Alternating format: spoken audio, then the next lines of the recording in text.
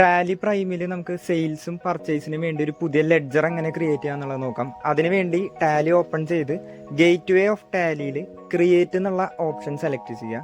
അവിടെ enter button അമർത്തി accounting മാസ്റ്റേഴ്സിൽ ledger എന്ന് പറഞ്ഞ ഓപ്ഷൻ സെലക്ട് ചെയ്ത് ഇതേപോലെ ഒരു ബോക്സ് ഓപ്പൺ ആയിട്ട് വരും. നമുക്കിപ്പോൾ സെയിൽസ് ലെഡ്ജർ ക്രിയേറ്റ് ചെയ്യാം. ഫസ്റ്റ് തന്നെ അതിനായി നെയിം എന്നുള്ളടത്ത് ഞാൻ സെയിൽസ് എന്ന് കൊടുത്തു.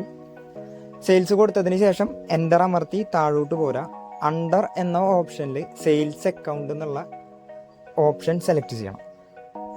അപ്പോൾ ഞാൻ അവിടെ സെയിൽസ് അക്കൗണ്ട് സെലക്ട് ചെയ്തു. ഇനി ടൈപ്പ് ഓഫ് ലെഡ്ജർ എന്നുള്ളത് നോട്ട് അപ്ലിക്കബിൾ വേണം കൊടുക്കാനായിട്ട്.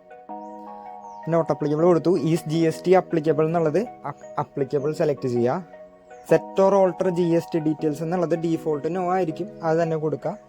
ടൈപ്പ് ഓഫ് സപ്ലൈ എന്നുള്ളടത്ത് സർവീസ് വേണം നമ്മൾ കൊടുക്കാനായിട്ട്, അത് തെറ്റി ഗുഡ്സ് ഒന്നും കൊടുക്കരുത്. അതിനുശേഷം എൻ്റർ അമർത്തി താഴോട്ട് വന്ന് ഇവിടെ അക്സെപ്റ്റ് എന്ന് പറഞ്ഞൊരു ഓപ്ഷൻ കാണിക്കും, അത് യെസ് കൊടുക്കുക. അപ്പോൾ ലെഡ്ജർ സേവ് ആയിട്ടുണ്ട്. ഇനി നമുക്ക് എങ്ങനെ ഒരു പർച്ചേസ് ലെഡ്ജർ ക്രിയേറ്റ് ചെയ്യാന്നുള്ളത് നോക്കാം. അതിനായിട്ട് നെയിമിൻ്റെ അവിടെ ഞാൻ പർച്ചേസ് എന്ന് കൊടുത്തു. വീണ്ടും എൻ്റർ അമർത്തി താഴോട്ട് വരാം. അണ്ടർ എന്നുള്ളടത്ത് പർച്ചേസ് അക്കൗണ്ട് വേണം സെലക്ട് ചെയ്യാനായിട്ട്. അതിനുശേഷം ബാക്കിയുള്ള ഓപ്ഷൻസൊക്കെ നമ്മൾ നേരത്തെ സെയിൽസിന് വേണ്ടി ചെയ്ത പോലെ തന്നെയാണ്, അതേ കോൺഫിഗറേഷൻ തന്നെ മെയിൻറ്റെയിൻ ചെയ്ത് പോവുക. എല്ലാ ഓപ്ഷനും എൻ്റർ അമർത്തി താഴോട്ട് വന്നതിന് ശേഷം അവിടെ ചെറിയൊരു ബോക്സ് കാണിക്കും. അക്സെപ്റ്റ് എന്നുള്ളത് യെസ് കൊടുത്തു കഴിഞ്ഞാൽ നമ്മുടെ ലെഡ്ജർ അവിടെ ക്രിയേറ്റ് ആയിട്ടുണ്ടാവും.